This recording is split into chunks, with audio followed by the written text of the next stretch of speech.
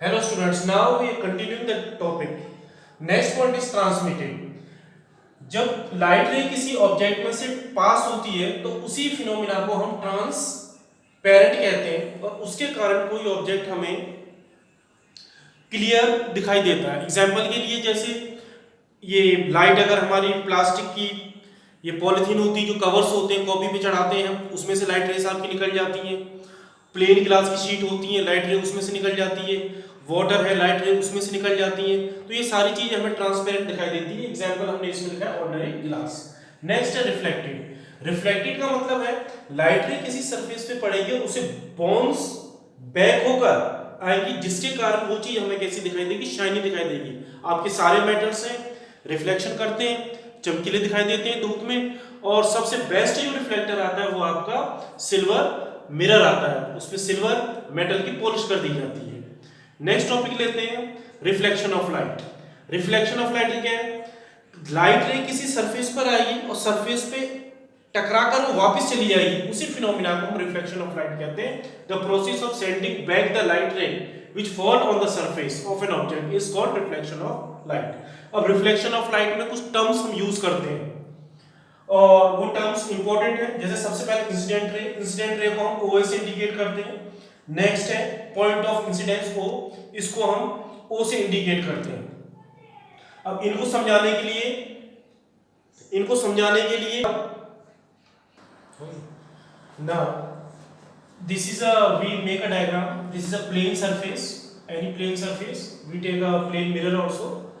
Now first ray of light AO which fall on the surface, the first ray of light which is fall on the surface is known as incident ray. जो आपकी पहली रे है light की इस plane surface पर fall हो रही है, उसी को हम इंसिडेंट रे कहते हैं। इंसिडेंट रे प्लेन सरफेस पे जिस पॉइंट पर मीट करेगी वो पॉइंट आपका पॉइंट ऑफ इंसिडेंस कहलाता है। ये आपकी यहाँ पे रिफ्लेक्ट हो रही है, इंसिडेंट हो रही है, इंसिडेंट होकर ये रिफ्लेक्ट होगी। जो ये रिफ्लेक्ट हो रही है ये रे आपकी रिफ्लेक्टेड रे कहलाएगी। इसके बीच में, दोनों रेस के बीच में एक हम लाइन ड्रॉ कर देते हैं जिसको हम इमेजिनरी लाइन भी कहते हैं और ये आपकी नॉर्मल होती है। अब नॉर्मल और रिफ्लेक्टेड रे के बीच में जो एंगल बनता है उसको स्मॉल आर से इंडिकेट किया जाता है और उस एंगल को हम एंगल ऑफ रिफ्लेक्शन कहते हैं। जो इंसिडेंट रे और नॉर्मल लाइन के बीच में जो एंगल बनेगा उसको स्मॉल आई से इंडिकेट करेंगे और वो आपका एंगल ऑफ इंसिडेंस कहलाता है। और ये आपका प्लेन सरफेस है जहां पर रिफ्लेक्शन हो रहा है और इसको हमने एम डैश से इंडिकेट कर दिया है। डेफिनेशंस देखो इनकी। रिफ्लेक्टेड रे OB से डिनोट कर रखा है, the ray of light which is sent back by the mirror is called the reflected ray. Normal को हमने ON से इंडिकेट कर रखा है, it is a imaginary line and right angle to the mirror surface. Now next definition angle of incidence. Angle of incidence को हमने I से indicate कर रखा है, the angle made in between incident ray and normal.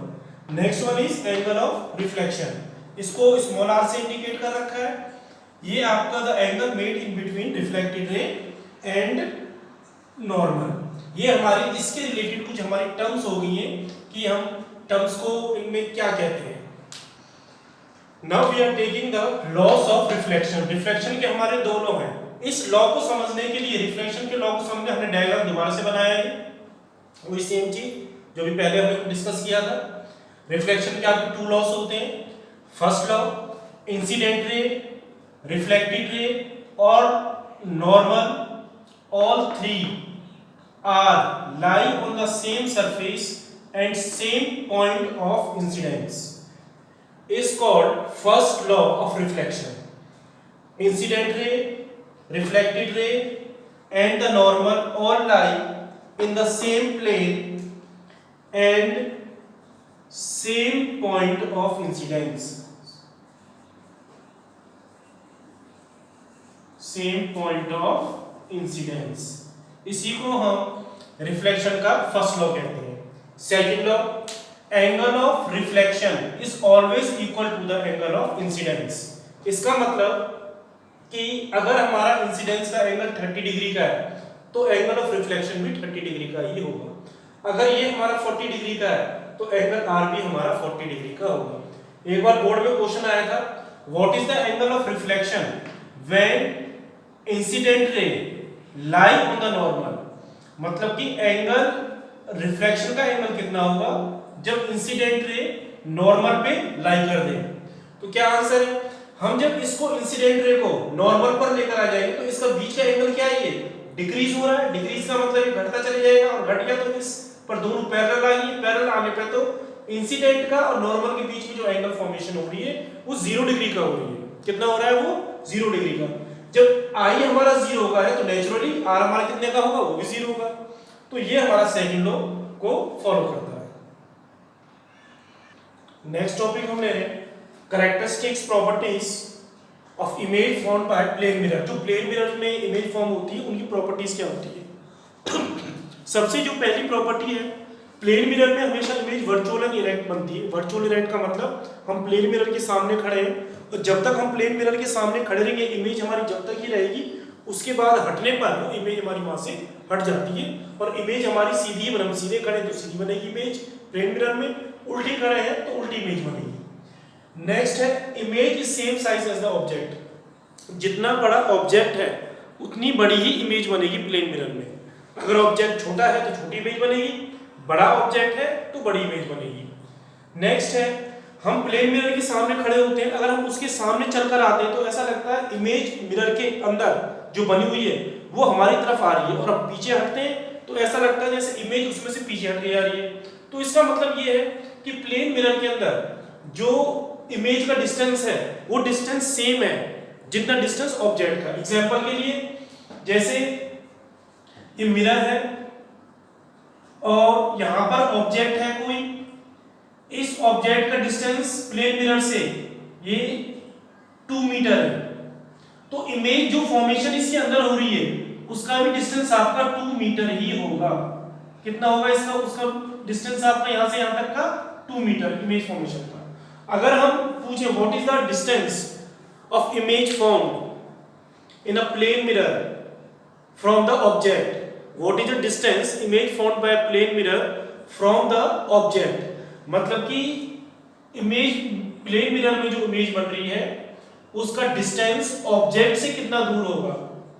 अगर ये distance दिया हुआ है 2 मीटर, 2 + 2 4, 3 दिया 3 + 3 6 मीटर, तो इस डिस्टेंस को हम ऑब्जेक्ट से काउंट कर रहे हैं। ऑब्जेक्ट और मिरर के बीच का डिस्टेंस आपका कितना है, यहाँ पे 2 और 2 दे रखा है, ये 4 मीटर हो गया।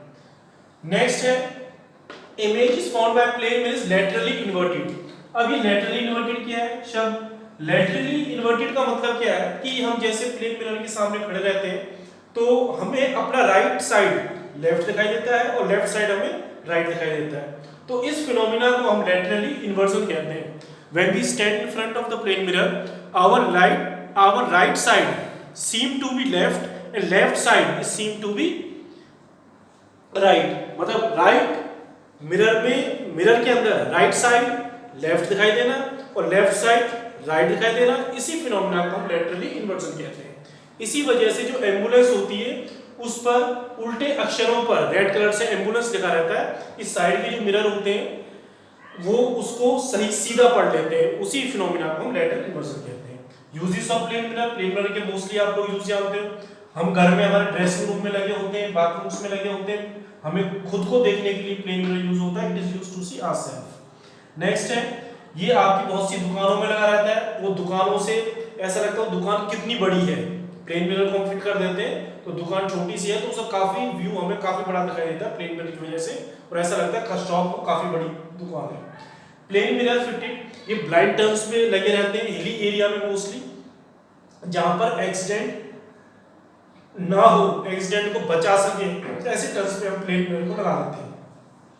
और plane mirror is used to periscope, या आपने 6th 7th 8th क्लास में पेरिस्कोप बनाया होगा प्रोजेक्ट में, तो वहां पे प्लेन मिरर का यूज किया जाता है।